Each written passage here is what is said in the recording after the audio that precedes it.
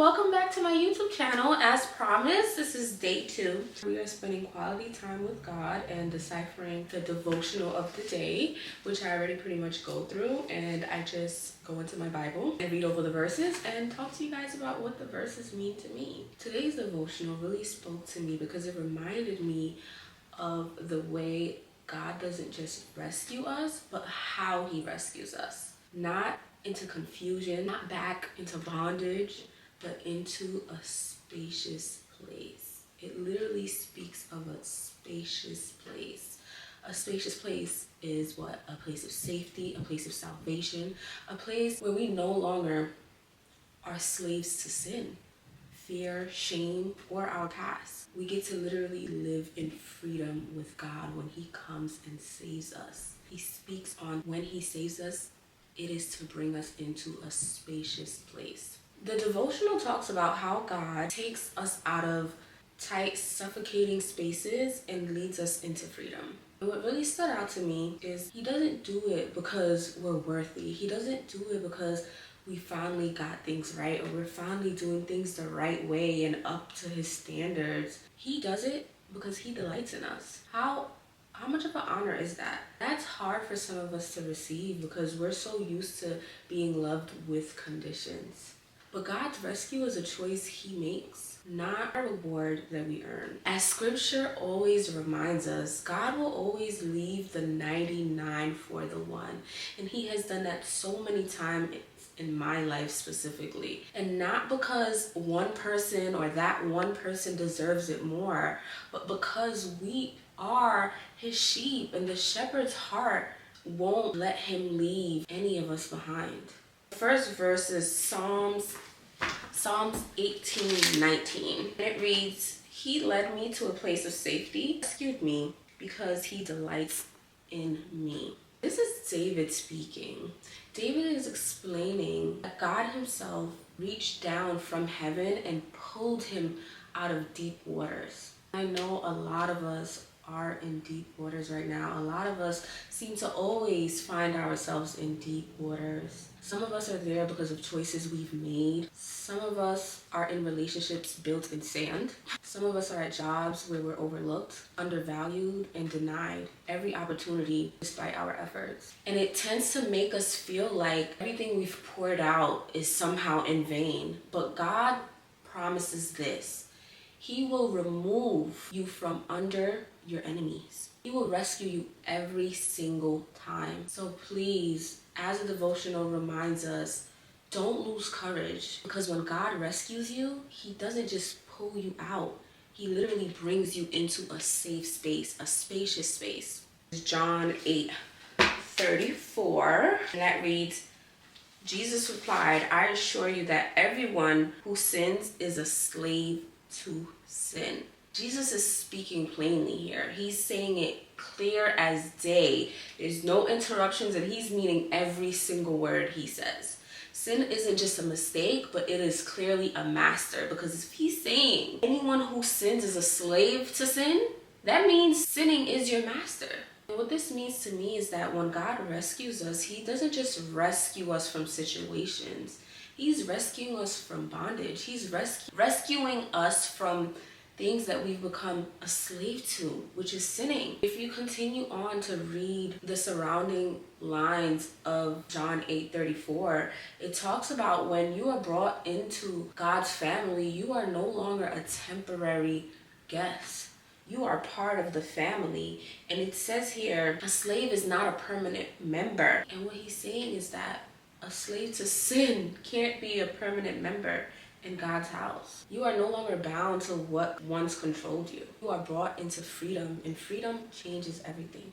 Isaiah 61:10. So Isaiah 61:10 reads, "I am overwhelmed with joy in the Lord, my God, for he has dressed me with the clothing of salvation and draped me in the robe of righteousness. I am like a rich groom in his wedding suit, or a bride with her jewels." Do you hear the joy in that? The writer compares it to a groom on his wedding day and a bride adorned in jewels. Like the bride is full of beautiful jewels. Wedding days themselves are known to be full of joy and full of anticipation and hope for the future. Nothing else usually matters that day to a groom nor a bride. That's how this person is describing the joy of being saved by the Lord, being rescued by the Lord. The joy of being brought into the light, the joy of being made righteous, not by works, but by grace. Why? Because we are undeserving. We are so undeserving. Ephesians 5:8. My eyes from this light is honestly burning, and I'm trying to figure out how is it that I'm supposed to focus on looking in the camera. Eyes are clearly burning me. It reads, "For though your hearts were once full of darkness, now you are full of light from the Lord, and your behavior should show it." And what this is saying to me is that when God saves you, something shifts. Everything shifts. Your heart posture changes. And when your heart changes, your behavior changes. And that's how people around you, people that surround you, become so shocked at the person that you're becoming, the person that you're growing into through Christ. The things you did in the darkness, it can't survive in the light, and that goes for everything. Your character changes, your desires change, and something I love to hear is when people say, my appetite has grown, my appetite has changed. Your appetite changes for everything because you want to be as Christ-like as possible. And I love when the shift happens because everyone that surrounds you don't recognize who you are, and they can't put their finger on if you're still the same person. Some might think, oh, I have to give up this whole life that I already lived, or life might become boring, or the changes that I'm being forced to make, they're uncomfortable. The thing you have to understand is that the light that God brings you into, it's not restrictive. It's a light of freedom, a light of peace, like this newfound peace. And it is a safe place. It is literally the safest place you could ever be in. It's in the light of the Lord.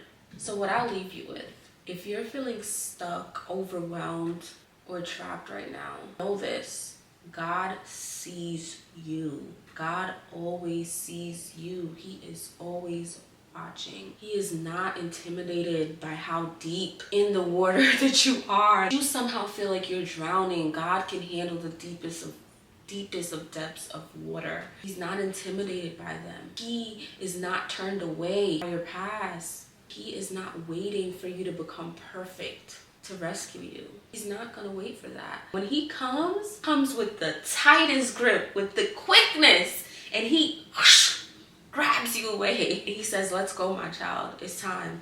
It's time for the change. It's time for you to come home with me. It's time for you to come to that safe, spacious place that I've promised you, that I've had waiting for you. It's time. And he doesn't ask you if you're ready. Don't ever feel like you have to get ready first. He never asks you to be ready. He asks nothing of you. Why? Because he delights in you.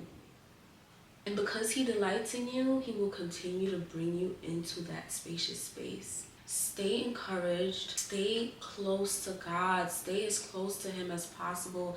I always say this, it is too risky to be away from God. It is way too risky. Living a life away from God is way too risky. And trust him, just like he pulled David out of the deepest waters, he's going to, and he is still reaching out till this day to pull out his children out of the deepest waters that they get themselves into. I promise you that one. Okay guys, thank you so much. That was quick. Like I said, the devotional for the day always relates to me. I hope that I share something to motivate you to start your day, or maybe to start your week, or something that you can just watch at the end of the day and just feel like, you know what, I related to that devotional. Maybe I'll go purchase it actually. Or maybe I'll do this as my routine as well, where I write in my journal first thing in the morning, then I read the devotional, and I read the supporting Bible verses to it. Thanks for joining me, guys. Like, comment, and subscribe. I would really appreciate it. Comment and let me know what you think of these verses, what they actually mean to you. I actually want to hear your input. And I would love for there to become a community on my channel, a community that is strengthened through Christ's scriptures. All right, bye now. Thank you for joining me once again.